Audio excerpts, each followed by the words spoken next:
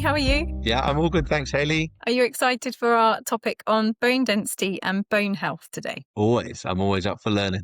Well, I thought it'd be interesting to talk about what differences there are in men and females as with bone density, because we often see in clinic postmenopausal ladies coming to see us in clinic, and it is a condition that particularly affects or changes more significantly for women as opposed to men. So about 200 million postmenopausal women will suffer with a condition called osteoporosis.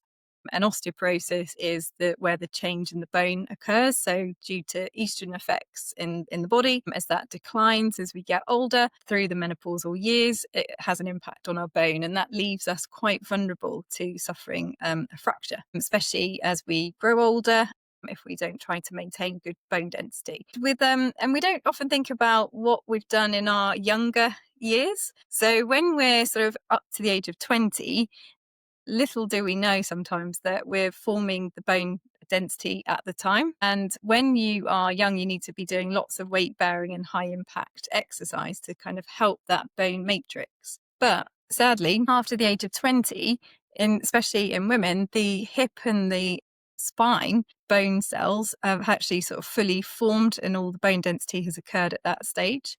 And then as we get older, some of the other bones, like the peripheral bones, like the radius, which is the bone in the forearm, starts to go down from the age of about 30 to 40, and it declines thereafter. So we want to try and maximize the bone density when we're younger, and because it kind of stores it up ready for when we're older. And good news for guys, because you guys are a little bit luckier than us ladies, because it tends to drop off your bone density, Henry, from the age of about 53, 54. It starts to gradually decline. So again, it's something that men need to think about too, but it's even more essential for ladies. Did you know about your bone density dropping off at that age, Henry? Well, I've heard of osteoporosis, and I have heard that it's more in that kind of postmenopausal women. I have heard that, but I haven't particularly thought about it a lot. But I guess what you hear about is, whether it's a grandparent or someone and then they fall over and they fracture their hip, or they break a bone, and that's normally a kind of worrying sign that, like, well, maybe they'll start to decline in other ways because now they're not so mobile, they can't get out. So maybe where they used to, go hang out with their friends, now they can't get around so much. And then they're stuck at home, and now they're watching daytime TV, and now suddenly, they're not, doing as much. And that, you always hear when like an older person breaks a hip, it's like, oh, that's not great. Like, hopefully they can bounce back. And I guess, I try not to fall over, but I have fallen over, and I don't tend to break hips. So I kind of assume my bones are probably fairly strong. But that was interesting. You're saying about that up until you're 20 is a kind of the time to, kind of build that density. So does that mean that, if you've got kids and they're kind of, in those teenage years doing lots of impacts, or is that like kind of sport and making sure they're not just sitting around and playing computer games, they're actually getting out, and I don't know, is it like falling out of trees? I don't know what kind of impact is good. Is it Yeah, so absolutely. So the up to age 20 is for the hip and the spine predominantly, and then sort of after the age of 40, it's the radius and other bones. So it starts to go down. But in terms of spine and hips bones, then yeah, in your younger years, and for all our bones, we need to try and kind of build that good high density bone strength, and that's achieved mainly through resistance, so body resistance exercise or high impact training. So that would be things like jumping, skipping, playing sport, like you said. You might get involved in doing sort of kiddie type exercises. So something that we sometimes see even in our younger population, sometimes children are quite weak because of the effects of having sort of sat and done gaming or other computer game type things. And they lose a lot of strength and stability around their shoulders and their scapula, which is their shoulder blades. And they're so sort of weak that they can't even do things like, you remember when you're a kid, you do like those wheelbarrow walking and you hold them by the legs and you kind of walk along. They can't do that for very long because we've just got a little bit weaker because of everything that we tend to do. Kids as they go through teenage years and things as well, they might be on mobile phones more, iPads, that sort of thing, computers, laptops. So we don't necessarily, jump around, climb trees, go and play more sports. I mean, there'll be some teenagers that do more kind of physical activity, But we tend to find you're either in group one, which is the high impact, do sport regularly, or you're in the other group, which is never really think about exercise, hardly doing anything at all. So that's the group that we're particularly concerned about, because it's what Yeah. you do in your younger years that's setting you up for that older years. And especially if you know, like a grandparent that might have osteoporosis, sometimes these things can run in families. So if you know that you've got a little bit of a risk factor from any genetics, or just generally that it might need to be really important for you to actually strengthen up and really think about that. And the more we can do, the better, because obviously it does set you up for when you're older. Like you said, you don't want to be falling, because if you fall over, It's quite a hard. That's quite a hard sell, though, isn't it? To tell someone who's 18, oh, by the way, when you're 70, they'll be like, "What?" Like they're not why even don't I thinking use that? about tomorrow. Yeah, totally. But actually, that kind of, I guess, if you're a parent, you can kind of encourage your kids to, at least do something. And is there like an optimal amount, or is it just make sure you're doing something over Yeah, nothing, or is it because I guess the kind of you would think that doing stuff like it's like rugby or netball or football or something that's kind of physical and you'll run around, that you'll be more prone to getting injured, but actually what you're kind of saying is that actually by doing something with a bit of impact and moving around, that you're going to be better off later on in life. yeah. It's a bit kind of reverse. Yeah, absolutely. So when you so with things like rugby, if you're quite into sport and things like that, yes, you'll be running around loading. That kind of foot striking to the ground is going to be sort of shocking the body, and that's what helps the bone form. And if you're doing that sort of thing and you're naturally building strength, anything, even if you do other forms of exercise, then you're going to bounce back from whatever injury or any condition faster. And that's why it's so important. Like you say, it's a hard sell, because often children won't be thinking about that. And we're seeing the impact nowadays, because obviously these chronic conditions, osteoporosis, is also considered a little bit of a metabolic disorder, and about absorptions and vitamins and what we need to do for our body to help keep the bone nice and strong. And that again is a hard sell, and it's something that I always think should be taught in schools. I mean, some Mm. schools might be teaching that, and I'd be very impressed if they were, because that's exactly what we need to be teaching our children. And it's really like, it's the if osteoporosis or a break or a fracture when you're older is really debilitating, and it's like the fourth biggest cause of death, from a break. So it's not like this is like low priority. It's hugely impacts on your life, because you're, like you said, you're not going to be as mobile, you're not going to be able to move around as much for a long period of time, and it's extremely painful. So any patients who have ever had a fracture, either in the spine or in the hip, it's a long process through recovery, and it's very frightening as well. And you can have, with these kind of conditions, you can have multiple fractures as well, so they can appear. There are medications that people can take when they're older, to try and stop the breakdown of our bone. That's how they work. So there's something called biphosphonates that you can take. So if you're at risk of osteoporosis, or if you've been told that you're osteopenic, which is like the precursor to osteoporosis, then some patients will be given a biphosphonate medication to stop any further breakdown. But it's not just with natural deterioration of our bone density, because of declining estrogen or hormonal levels in a female. It could be something like cancer treatments. So we see a lot of people who've gone through cancer treatments, and with that effect, that can leave the bone quite sort of vulnerable too. So they're often quite osteopenic. So it's important for that patient group to also consider what exercise they're doing. And with all kind of guidelines, aerobic exercise is often said that you should be doing 150 minutes a week, which is approximately 30 minutes 5 times a week. But in terms of resistance and strength training, 3 to 5 times a week is a good amount to do.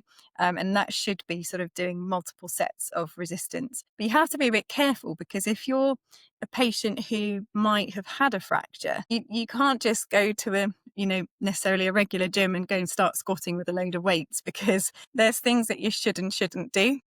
Things that people can't actually do because they have sort of actually degenerated in terms of fitness level already, and that's a precursor that's built up over time. So you can have somebody who's quite slender, and usually it's the people who are a little bit more underweight. So if their body mass index is lower, can be more susceptible to these kind of conditions. So if you're a little bit thinner, but you haven't really got much muscle mass, that's going to be hard to build up. So there's quite specific things that you need to work on. But again, like you say, it's not something you think about when you're younger. But if you have anyone in your family sort of growing up, seeing grandparents, it should make you stop and think about it.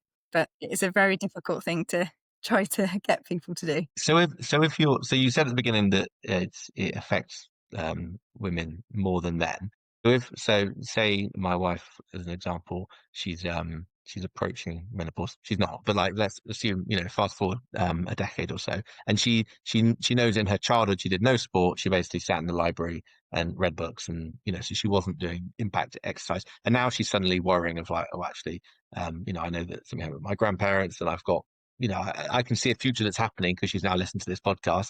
What kind of things could she do that, because obviously she can't go back to her 20s and be like, right, now let's do some resistance. Is there things that she can do right now that could like, help? Or is there really kind of like, if you've had 50 years of doing nothing or not enough, you're kind of at the mercy, or is there things that can move the dial, if that makes sense? Yeah, so with females, they say people in their 50s, it's like half of women in their 50s will have a break due to like a fracture due to osteoporosis, and 1 in 5 men would have a similar fracture due to an osteoporotic condition. So it's much less common in men. And a bit like your wife, I studied all through my younger years, and obviously tried to do a bit of exercise, but I wasn't a physio when I was 17. I don't think I even probably thought about it at that point. But it's never too late to improve your physical health in multiple areas. And one of the reasons I ever got into bone density, and as a specialist interest area clinically,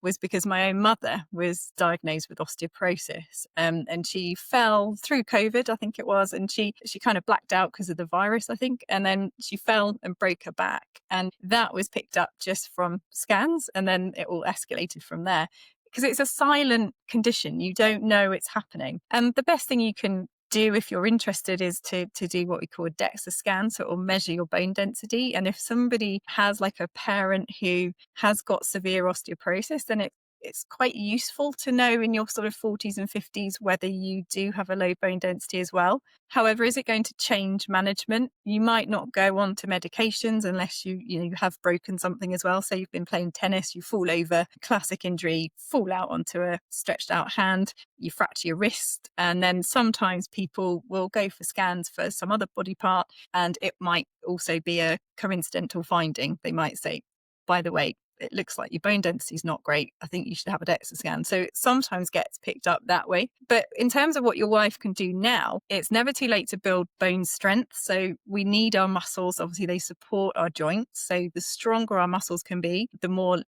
kind of resistance and impact that's going to give for the bone, and that's obviously going to try and maintain bone density as best we can, because although we might not form so much as we obviously as we get older, because it is on that decline, we can kind of preserve it better and also think about nutrition and things like that. We know with bone density that we should be thinking about our vitamin D levels. We should be thinking about things like our calcium levels and making sure we get good calcium into our diet. And we know as well from sort of more recent research that vitamin K is also important, because vitamin K works very nicely with vitamin D. So I don't know if your wife takes any of these vitamins, but out of all of them, these are essential ones with regards to bone, because the vitamin K can help push your vitamin D into your bone to kind of preserve it. It's like I sort of see it as like a signal. It's like the Yeah, yeah, vitamin K is, oh, hold on a minute, vitamin D, it's over there. You need to go into that bone, please. Because otherwise the vitamin D it needs to be sort of absorbed and taken up into the bone. So that's how that gotcha. works. Minimally what people can do if they do nothing else at all, they should be thinking about their vitamin D levels. They should be thinking about the vitamin K. And vitamin K can be found naturally if you've got a good, healthy diet. You might not even need to supplement.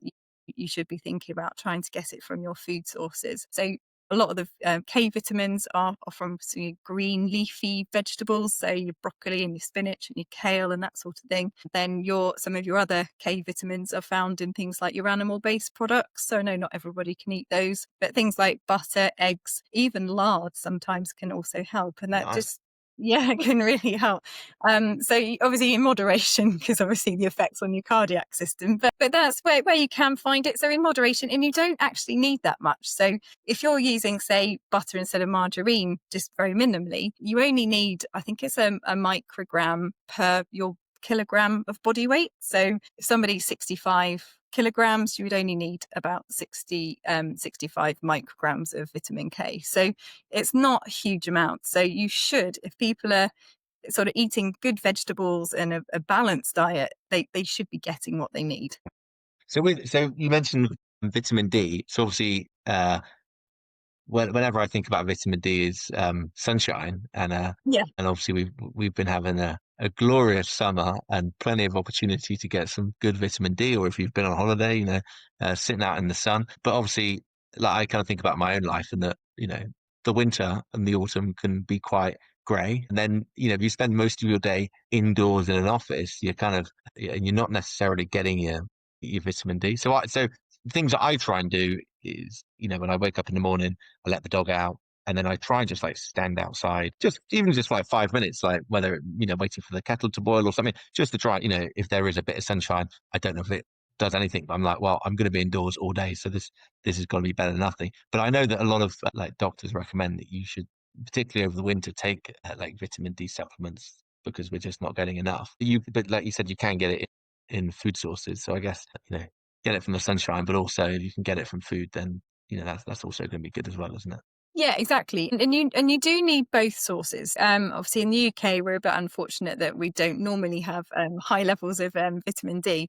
So Yeah, it is important that we do get out and about in the daylight. And there's good research to show that if you get out in the early morning sunshine as well, it's particularly good for like your retinas and your eyes. But yeah, you have to balance this out because you have to watch I think it was a clinical nurse specialist that I once had a conversation with, and they said, you only really need about 15 minutes through your forearm. That's as much as okay, you need the amount of vitamin D through your body. And you have to weigh that up with, not burning yourself and yeah, not causing any kind of skin cancers and things. So it's a really hard medium to like middle ground to find yeah, because you want that vitamin D from natural sunlight, but you need to watch that you're not getting too much and you're not leaving yourself a bit vulnerable because like skin cancers are shockingly prevalent. yeah. And I think if you burn yourself, it significantly increases your chance of melanoma by 75%. So it's really not good.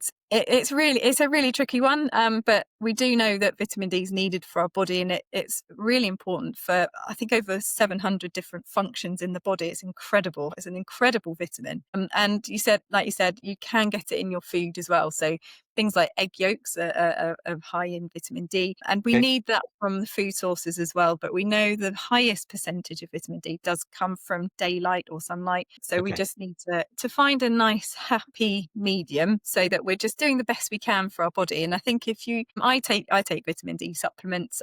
I take them all year round. I found I was a little bit borderline at one point, probably because I'm always in clinic, yeah, always in clinic, and so don't always manage to get out and all through the day. But sometimes if you take your vitamin D supplements, it is worth thinking about, especially if you are at risk of osteoporosis or you are osteoporotic, making sure you have those other supplements as well, possibly. But you should always check with your GP first because obviously interactions with other medications. And with yes, all these things, you can take too much, especially of the vitamin Ks. We don't want to be taking too much of that. Whereas vitamin D is a bit safer and it would be very okay, hard to overdose on vitamin D, really. okay, If you're good to know. taking the high strength or whatever, you kind of, it wouldn't be too bad, but you should just take the recommended amount, which is about 1,000 IU per day. And then if if you're feeling really fatigued or you haven't been sort of in the sunlight, you might want to get those levels checked. But you don't have to go and have your levels checked. You could just start taking a vitamin D supplement. Again, if you're a complex medical case or you've got a lot of different conditions happening, you'd want to check that out first. But it's so good. I think vitamin D is sort of underestimated as to how good it is for you. Yeah, yeah. To me, it just like when I think about it, like getting nutrition from food makes a lot of sense because it's like I kind of think of it like putting petrol into a car. It's like keeps it going. But kind of knowing that you can absorb like vitamins from the sun, like it shouldn't sound far fetched, but in my mind it sounds kind of nuts that like obviously like a plant gets food or gets energy from the sun and nutrients from the soil, but also that we can also do that to a certain extent, which yeah, I think when I think about it, it seems a bit weird, but actually it's probably quite normal. It's not, I think it's, maybe it's another excuse to, it's good to be outside and like I said, don't get sunburn and particularly that time in the morning. But actually, I know that if I, particularly when it's a little bit gloomy or, the weather's not so great, actually, if you just get out of bed, get straight into the car, go straight to the office, come home, it's dark, then you're inside. You just don't spend any time outside. So even just like 5 minutes, I actually think it's just quite nice, just kind of, you know, being in the garden for a little bit, or just kind of, looking at a further field horizon. I find quite kind of gives me a bit, a bit of clarity in the morning. And then, if you're getting a bit of vitamin D, then that's a happy bonus. Exactly. And it's got so many other health benefits, hasn't it? So obviously mental health, it's always going to give you those benefits as well. And like you said about the exercise, like the kind of nutrition side, I mean, if you eat healthy and you do Mm. exercise, fortunately, it's not a marketing thing. It's not, it's not No. attractive and it's not appealing for somebody to market that, put it in a bottle and go, oh, look, this is like, you can buy this online and you can have this every day. And in 2 days' time, you're going to feel amazing. These things are hard work, aren't they? It's hard work to keep a consistent exercise program. It's hard work to keep a consistent food routine and a good, healthy, balanced diet. But it's the biggest reward if you can do that, and your Mm. body will thank you for that. And I heard a really interesting quote once, and it said, your older years is a representation of how good you've been to your body through your younger life. And I Yeah. just thought it was a really nice way of thinking about that because, yeah, how you are in your later years in terms of how mobile you want to be with, retirement, your grandchildren, whatever, that is a representation of how good you've been throughout like Yeah. your other decades. Yeah. I guess we're just people just don't think about that kind of long term, like kind of, like if you try and imagine yourself like when you are retired or, when you are a bit older, and it's not like a kind of natural thing to think about. Like, you might think about what am I going to have for dinner, or what are we doing on the weekend, or maybe like where do I want to go on holiday next year? But I think a lot of people, and myself included, don't often think that far into the future. But actually, when it comes to stuff like health and your body, we've all seen old people who, they're either really hunched up or you just like, like someone who's clearly not in a great space.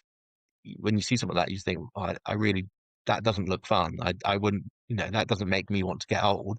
And I guess you have to just remind yourself that, that could be a real reality if you don't do something now. And so actually, looking after your body, whether that's through exercise or eating properly, or just, making those conscious decisions to try and give yourself the best chance so that, when you're older and you have got grandkids, that that actually you can be that fun grandparent and still do stuff and live a fulfilling life. And also on the flip side, there's always those people that you meet who, are old, but they're still living life to the fullest. And you're like, wow, like that's how I would like to be when I'm old. But that's probably also come with that they've either sacrificed or they've made those conscious decisions to not, do that thing that maybe isn't so good for them, or, to be disciplined, to keep exercising and have a good routine and stuff. And it's easier to say, isn't it? It's harder to do it. But I guess, It well, is. that's just kind of part of what this podcast is about. Is just to, you know, get us all encouraged to actually do something. Yeah, and I think, do you know what? I think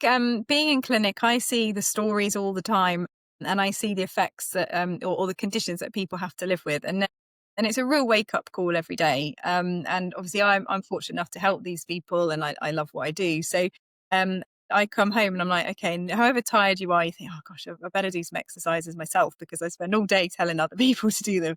Um, and it is that reminder because you kind of run away from what you don't want to become. You don't want to, like you said, you want to be that kind of fit, mobile grandparent. And it's devastating for us in clinic if you get people coming in saying, please help me. All I want to do is I want to be able to bend down and see my grandchild, or I want to be able to play with them, or even, younger populations. Or, I'm worried about, I daren't do this because I fear I'm going to do this, or I feel I'm going to break, my back, or a fear of fracture, or now I've broken this and now I can't do that. And you quickly, as you get older, you quickly lose momentum, don't you? You lose more Mm. muscle mass anyway. It's harder to regain. It's much harder work. And the people who you do often see, so I often say some of my 80, 90-year-old patients are some of the healthiest patients I ever see in a day, compared to even some 30-year-olds, because and when you question them and you do that as a clinical examination, often you'll sort of pick up as to why they are so healthy with what they do. I love my gardening and I like doing this and I keep active and I eat lots of vegetables. I eat lots of, I don't eat processed food and I don't eat this. And you think, yeah, it all makes sense. And so it really does. Your body is a representation of how good you look after it. And it is the one thing we don't get another one. We just get one body. And I've always found it fascinating. That's why I went into this career. And I just love sharing what I learned, because I just feel like everyone should know about it, because before it's too late, because otherwise one day people wake up, and I hear it all the time, even this week in clinic, you'd hear someone say, suddenly I just got old. Why? I just woke up and suddenly it felt like everything was going wrong. And Yeah. that's a shame, because the deterioration of whatever is happening way before that moment in time. It's just whether you can recognize the patterns and what things need to change in your life. And when you said earlier, like, what could your wife do? There's good research for skipping. So there's Okay. a great research article that says if you skip for 16 weeks, so obviously not all for the full amount of time, Yeah, but yeah, yeah. Not continuously. not continuously for 16 weeks, but if you were to skip a little bit per day for 16 weeks, you can significantly improve your bone density in that course of time. I think it was up to like 40%. So it's quite Amazing. high. There are things you can do to make a difference. And any resistive exercise. So if you're just putting a little bit of resistance against the muscle or the body, doing weight resisted, you could just go against the wall with your hands against the wall, do like what we call a little bit of a body press. So you just push your body one from the wall and back again. Things like that, especially if you're a little bit older and you're not sure what to do. So that's a bit easier than, say, a press up on the floor. Exactly. Yeah. Yeah. Because if you're kind of, you've got to be a little bit vulnerable, you're going to be a little bit vulnerable maybe in the shoulders as you get older. So doing things that feel kind of that you feel confident to do, especially if anyone has osteoporosis who's listening, you need to be very careful about the type of exercises that you do. And you shouldn't just don't just start the skipping that I just said. This is for Yeah. somebody who is So you want to build up to it.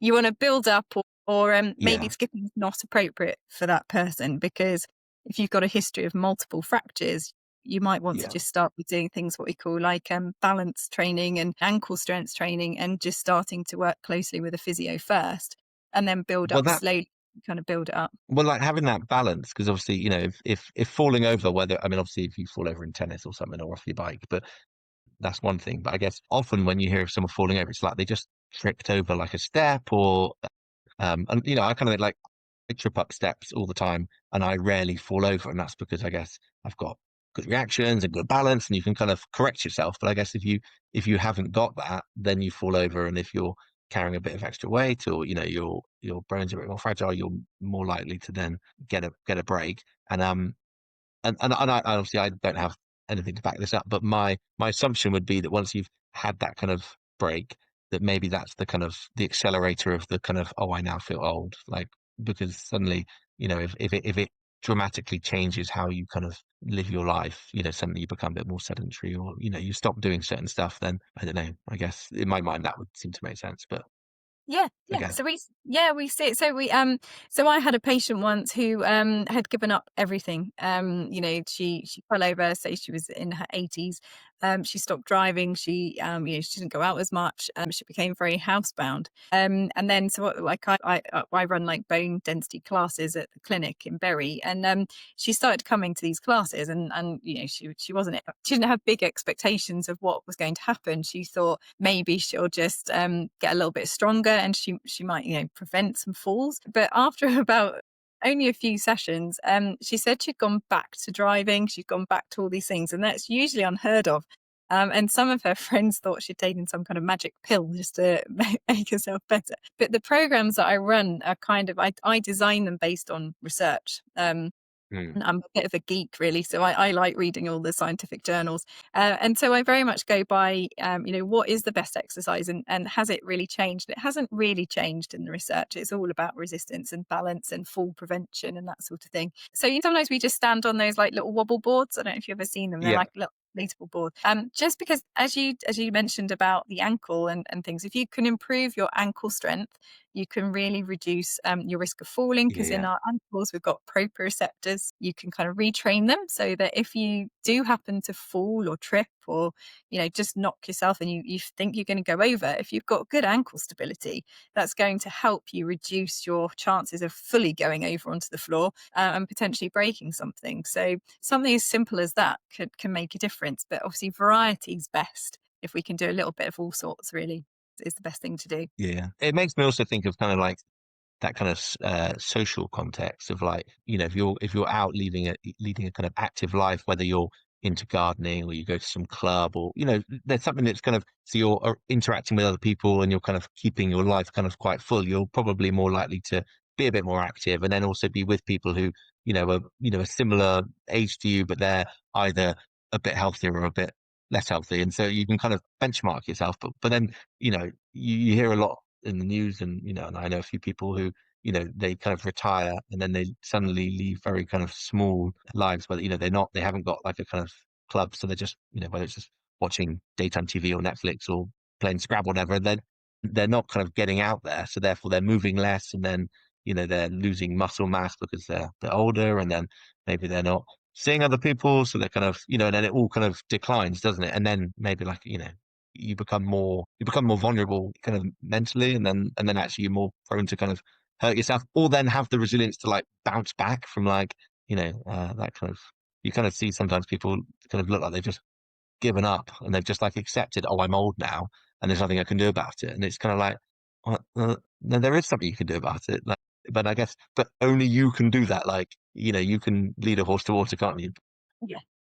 Yeah. But I guess it's that thing of, if you think about it now, like, okay, I'm fit, young, and healthy, and don't have to worry about it. But if you kind of think about your future and go, well, actually, I don't want to be in that situation where I am kind of feeling old and vulnerable and not able to like do stuff, and therefore life's just not quite as fun as it used to be. Well, actually, if you don't want to be in that situation, well, now actually you can start, trying to build yourself so that doesn't become a reality. Maybe, I don't know. Yeah, well, I think That's all not of what I us try and just think.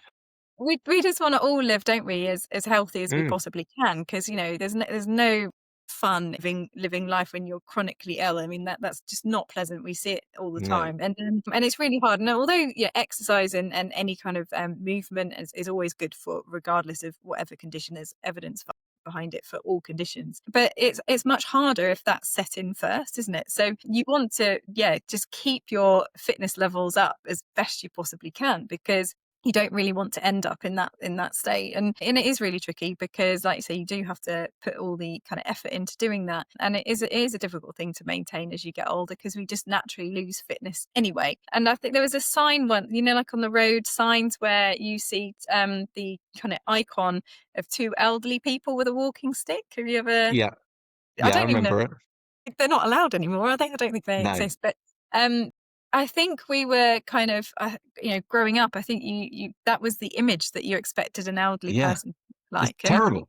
it's It's terrible, isn't it's it? I mean, yeah, hopefully that's still banned. Like, you shouldn't have those, but yeah, yeah, but I mean, you don't want to end up like that. And posture is so important. Like, if people don't want yeah. to do Sorry. anything after this podcast, like, posture is so incredibly important, especially for bone density or osteoporosis, because often you'll end up in quite a flexed posture. So, you sort of see these hyper kyphotic positions. But if you can even, and that has an impact on your digestion and your breathing. So elderly people will say, I'm struggling to have a cup of tea, because they can't extend their neck because they're so curved over. They might struggle with their breathing. The digestion is just not as great. So posture's got so many good benefits too. But I see it all the time, that youngsters are sitting in terrible positions, and that's not going to do them any favors when they're older. And if you are osteoporotic, listening to this, you should be working on your posture all the time. Just even as something as simple as widening your collarbones and squeezing your shoulder blades back and down behind you. is Yeah. enough to just open things up gently, and trying to sit more upright rather than that kind of leaning forward flex posture, because that all I has an watched effect. I watched a program on Netflix, and not saying this is the gospel of truth, and it was about a Japanese community, but they mostly sat on the floor, and so they were living quite kind of social lives, but they were sitting on the floor and then getting up from the floor, and often if they were doing something, they were holding something, so they could get up without having to use their hands, and then they were kind of comparing it to kind of most Western people that never sit on the floor because it's kind of, well, I've got a nice comfy seat, why would I sit on the floor? And actually there was some kind of thought that maybe because they spent quite a lot of time sitting on the floor, that actually they stayed much more kind of active and kind of strong, but it was good for their posture. Because obviously, when you sit on the floor, it's hard to slouch because there's nothing to slouch on. I don't know, but then because they were with lots of other people who were also doing it, it was like, well, then that was just what they did, So it wasn't kind of so they were leaving kind of. And I thought that was kind of quite interesting that maybe we need to stop giving people really comfy chairs with all Oh, those kind of yeah. magic buttons that make them kind of like lift them out, and actually maybe they should just sit on the Yeah. floor more often. I don't know. Well, it did do a bit of a trend, I remember. I don't know exactly when it was, but we obviously hear about trends all the time in clinic. And somebody once said to me, like, "Oh yeah, it's a measure of fitness if you can get up from the floor with your legs crossed first," whether it's a Mm. Christmas party trick or a fitness test. But so there are these things that you hear We about. did this. We did this in at my work, and it was I was a bit shocking that so I was able to do it, but actually even the younger people younger than me weren't able to do it, and I was just like, Yeah, these are warning signs. Like if you're in your 20s and you can't get up off the floor without using your hands, like um, and I guess it's a bit of kind of a bit of fun, but actually it's probably a bit of a flag of like actually, if you've got 100-plus-year-old Japanese lady who's able to do it and is still living a fairly fit and fulfilling life, then maybe if you can't do it in your 20s, that's something to strive for. I don't know. yeah, and that should definitely be alarm bells when you're 20. Yeah, absolutely, Yeah, yeah, especially yeah. in that position. Like, it's even getting up from the chairs. People, as we get older, we classically see that people will say that they use their hands to push themselves up from a chair. Us being quite mean physios will say, no, you're not allowed to use your hands. You've got to try and, wiggle your bottom to the edge of the chair, try and ground through your feet and push up with your thighs and your bottom to try and propel Yeah. yourself upwards. And that even doing that can make a huge difference. If you can't do much at Okay. all, like, going to make a big difference. And especially, trying to make yourself sit to stand frequently. So if you're elderly listening to this, or if everyone happens to be listening to this, then if you're sitting to standing all the time, then that's really good exercise. That's again Yeah, weight yeah. bearing as you come up into standing, and it's resistant exercise as well because you put your foot through the floor, So and it's so not using my arms, just getting up use your without. arm. Yeah. Okay. But that's such an easy thing to just do, isn't it? Because Exactly. if you sit down at the table and you get up, people are sitting down all the time. Just yeah, great. Well, I think that's a And you could turn that's a that great little into hack. a fitness test by seeing how fast you can do 10. And you could Yeah, even yeah. time this. You get, Okay. we love timing things in physio, but you could time yourself and see, like, how quick can you achieve 10, and then you must keep your feet flat on the floor. You mustn't be trying to lift your feet up and trying to, like, some people cheat. Yes. Getting momentum. But that's a safe exercise for everyone to do, regardless of your age. And I think if you Google it, you'll probably find it. But there's sometimes like a little timetable of what kind of seconds you should reach at different decades of your life. So if you're Okay. taking more than, say, 20 seconds when you're in your 20s, that's really not a good sign. So, but That's a obviously worry. Okay. when you're 80, you might take Yes. 26 seconds or a bit longer. Fine. Yeah. But there's an interesting breakdown of that you can sometimes come across. But if you're not too competitive, then literally just doing that without timing yourself is really good for you. And it's good for your heart rate, it's good for your sugar levels, it's good for your bones, it's good for your muscles, and it's easy, it doesn't cost anything. No. And anyone can do it anywhere. And even if you can't do anything at all, like sitting up posture is also really good. Can But yeah, help. doing any kind of resistance exercise. So even carrying your shopping, especially when you're older, like, that's also sort of counts because you're kind of carrying weights. And and we have people in our clinic. It's so lovely to see when you see sort of elderly people doing exercises in the gym. Like, it's just amazing, and I wish everyone was doing that because you can really improve. And people think that because they're older, there's no chance of getting any better. They think that they've reached that point and it's only downhill, but you can always improve because our muscles are what we call red muscles. So they can always, you can always build strength. It might take longer as you age, but it's not impossible. And if we don't use it, we lose it pretty much. Gotcha. Yeah, yeah. Well, that's yeah, that sounds good. And I like the idea of the little competition. I'm definitely gonna time myself. And I was also thinking that kind of image of you know, the young the scout leader, I don't know, helping the old person with their shopping across the road. And actually we, you know, as a young person who's fit and healthy, you know, probably we think that's helping the older person, but actually the older person is better they carry their own shopping because it's going to be good for Yeah. them. So Yeah. Yeah. next time I see an old lady with heavy shopping, she'll just I'll applaud her and say, "Well done, you're doing great job." And of course, help her carry it if she asks. Yeah. Of course. Yeah. yeah, encourage But her you're to carry absolutely herself. right. Yeah, you're absolutely right there, because we do have, everyone, you care about your loved ones, and Yeah, we of do course. see, people very concerned, and they'll say that, a very overprotective partner or husband or wife, and, they've got best intentions to look after them, but actually in physio, we sort of have to sometimes say, well, actually, no, you Stop don't helping. do that. Like, stop helping them in this part because Yeah, we want them to do it because otherwise it's not going to work. And the amount of times I get asked about those postural like straps or things that you can put on to improve your posture.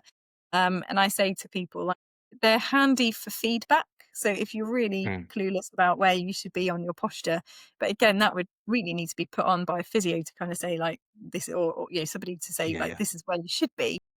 But that's not going to do it for you in the sense that your muscles will get lazy if you wear them all the time. So you get atrophy through the muscles. So you have to really do all these things, get your muscles to fire and get the muscles to wake up and yes, give it some work to do. And that's when you'll get the best from it. But I know, Henry, you being in the food industry, yeah, and so brilliant at all your cooking. I know we had a conversation a while back just about how you can naturally get nice collagen from your food when you cook. So tell us more about that, because I can't remember exactly what you told me. yeah. Well, so for me, collagen obviously has become quite trendy, and you kind of my my social feed seemed to be full of people flogging collagen powder in the last few years. I'm sure you've had the same.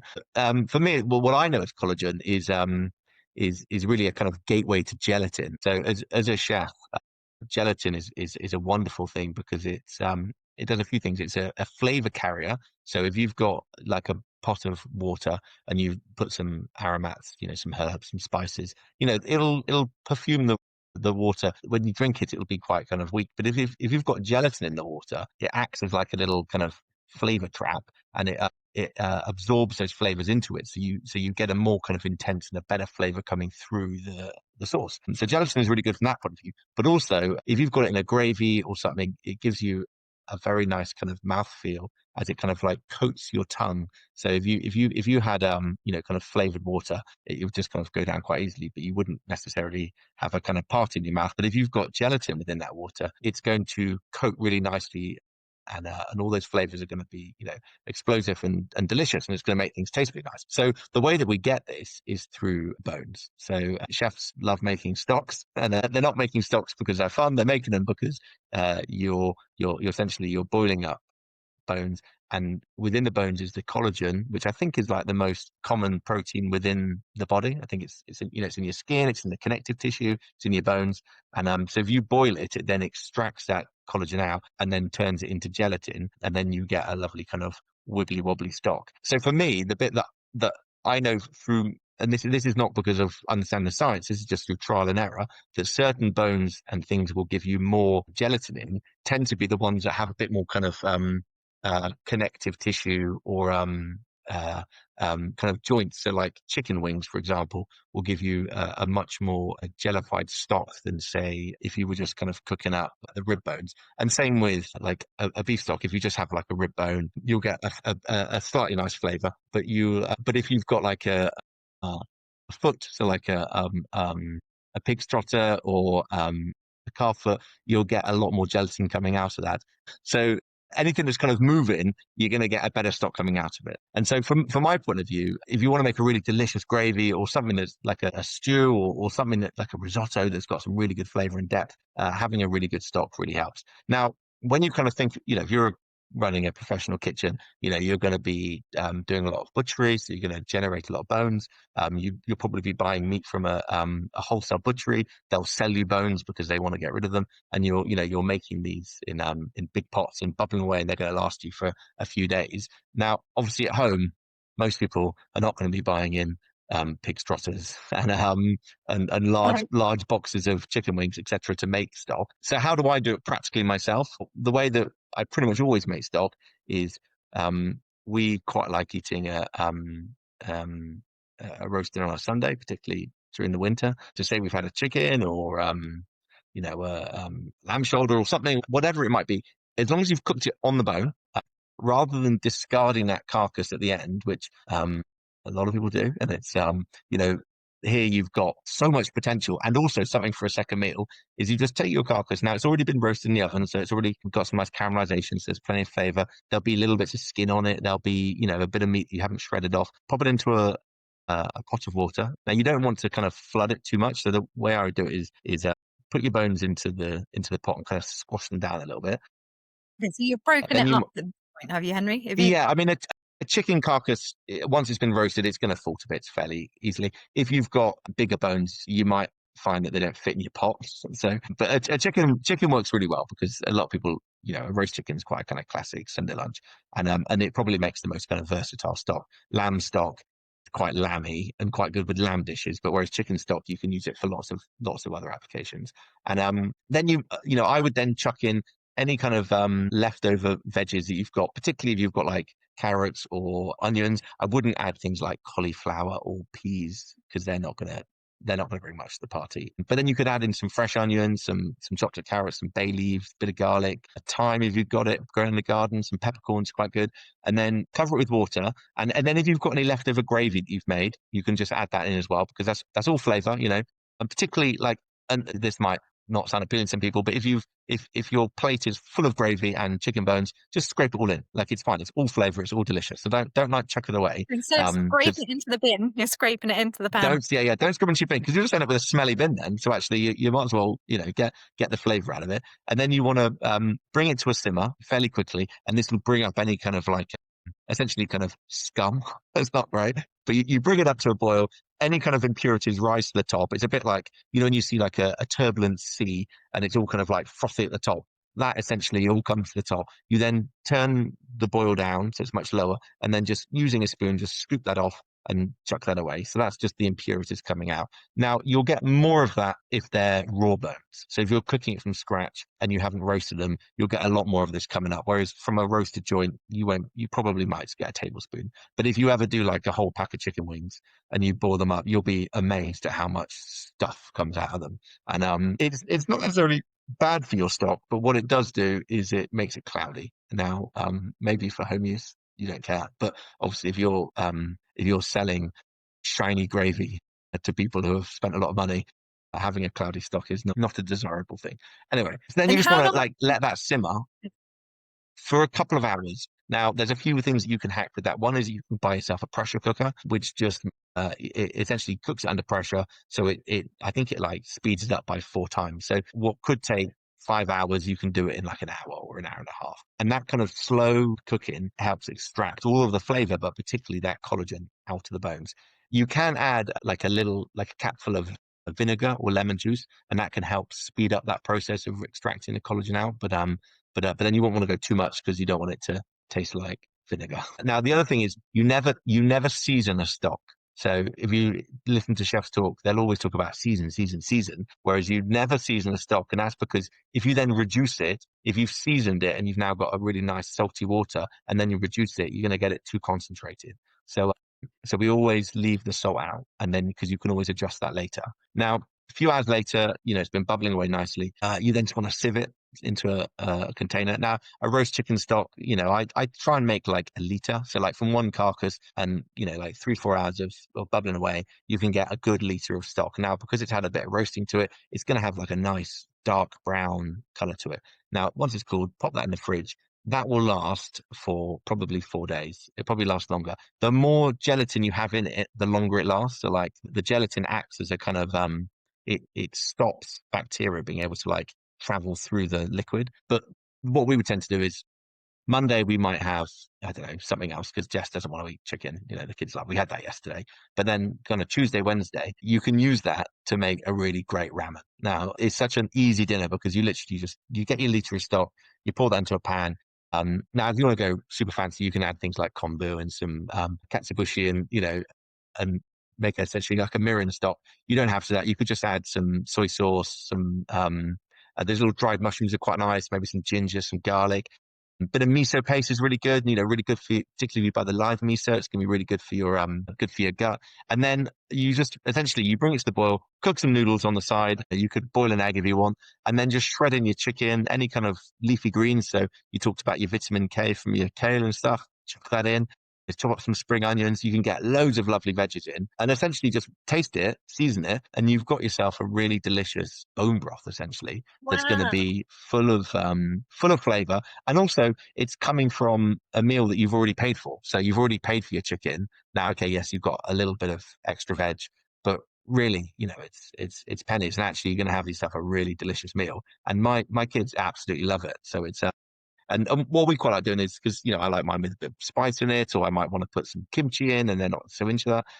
So you can almost do it as like you just give them the broth, and then you just have like your chopped up bits on the outside, and then you just kind of add what you want.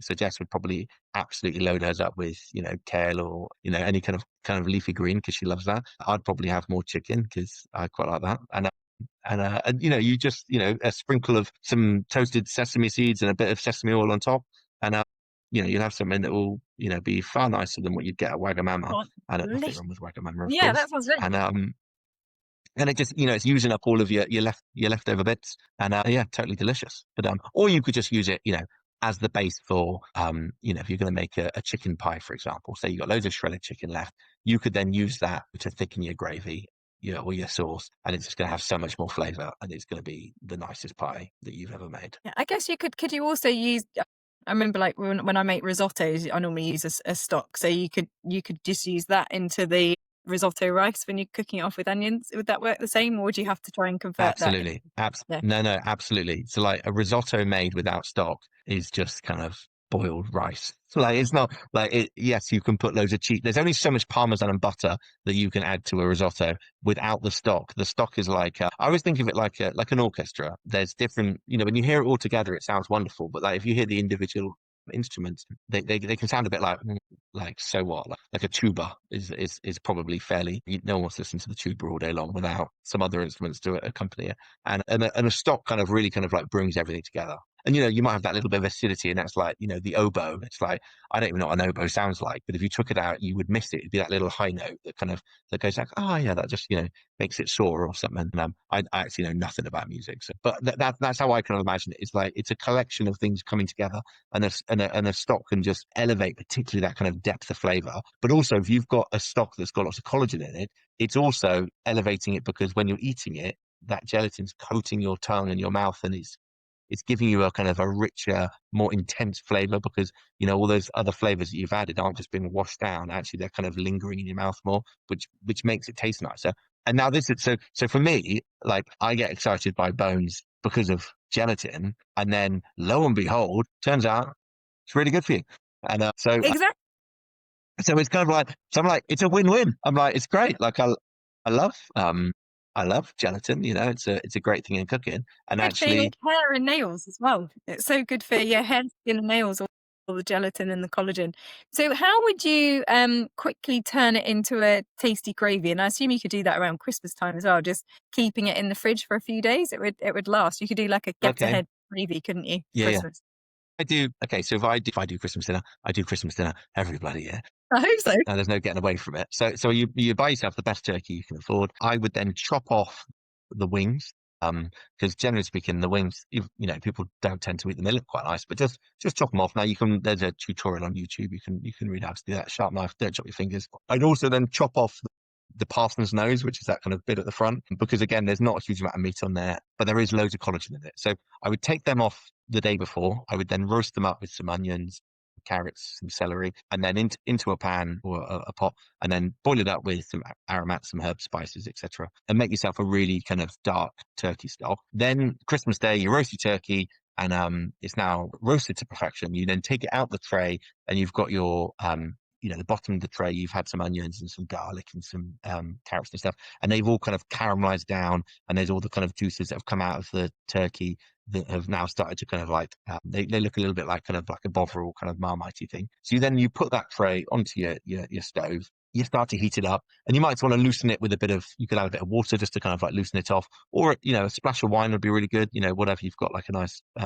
glass of white wine or so, and boil that off. That gives a bit of acidity. So again, it's like that kind of oboe. Now, depending on how you like your stock. So some people like their gravy just like flavoursome and thin. Some people like it thicker. So my father-in-law likes his to be thick enough that the spoon will stand up in it. I've kind of weaned him off that, but I know that if I give him a very thin gravy, he's not going to be too pleased. He likes something with a bit of thickness. So I would then just add some flour into the pan. Again, cook it, stir it around with all the kind of bits of veggies in and stuff, and allow the kind of flour to cook out and start to thicken. Then you add in your stock that you've made the day before or a few days before, and then you just want to like simmer it and reduce it in the pan. And then after kind of like 10-15 minutes or so, you can then just sieve that into a smaller pan.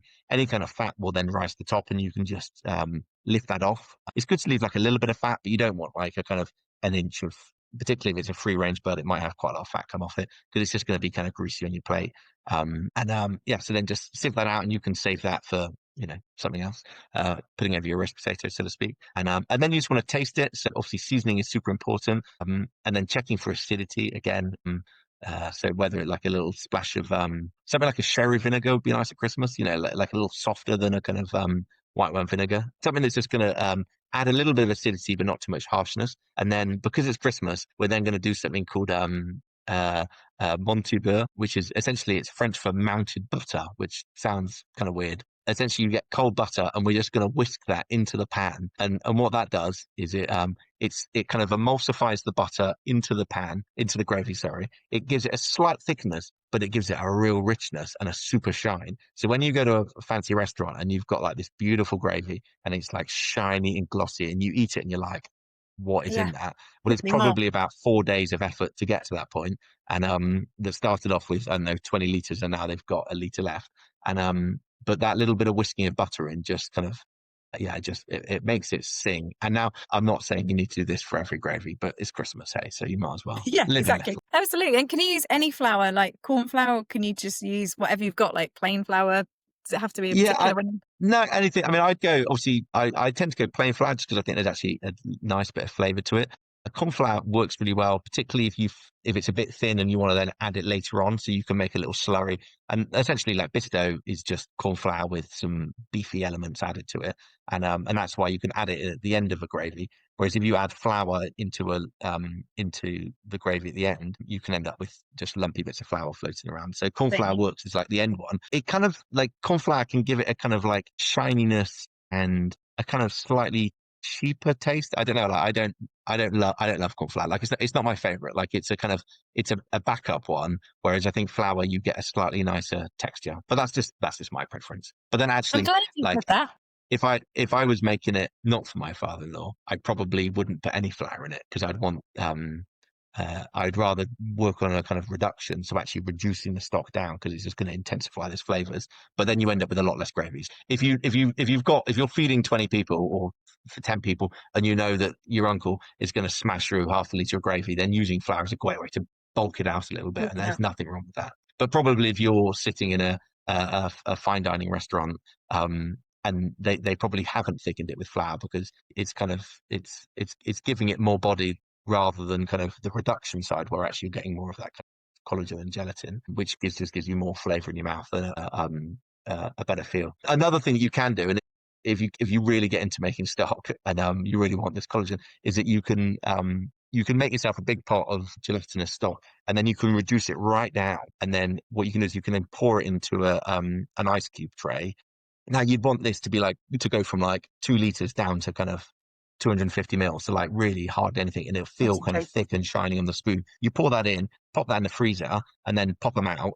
And then if ever you've got like a sauce or a gravy that's feeling a bit lacking because you haven't made the gravy, you can just chuck one of those in, and it's almost like adding like a Bisto cube, but it's not going to be full of, it's, you've made it yourself. It's full gelatin, and it'll just lift everything and make it delicious. I love that. Yeah. That's a great little So hack, that's, isn't it? if you like I prepping, that's something you can do. Yeah. love a bit of preparation. Yeah, that sounds fantastic. Well, you've made me really hungry now, Henry. Yeah. That's and I think we've given everyone quite a lot to digest there, literally, haven't we, with how they Totally. can look after their bone health. So that's fantastic. Well, thanks so much for those top tips, Henry. That's really useful. I'm going to try that for Yeah. my gravies, and it's really great to know I don't have to bother with corn flour, because it's often something Yes. I'll Yes. buy and then I'll leave it in the cupboard, and then I'll be like, oh, it's kind of gone off, I think. So, so it's good that you can use any. Yeah, and thank you. And great. I love all those tips. I'm going to definitely be getting out of my chair without using my hands. I think that's a good little test. And also just that kind of, yeah, thinking about your future health, and being a bit more conscious about it. I'm definitely going to have a yeah, chat with the wife, and kind of, I don't know, but even if we don't make a plan, just actually like, just kind of being aware that there's things that we can do now that could really be beneficial later on in life. Exactly. Yeah, exactly. Brilliant. Well, thanks very much, Henry. Until next time, we'll see you soon. Cheers, Hayley. Cheers, Henry.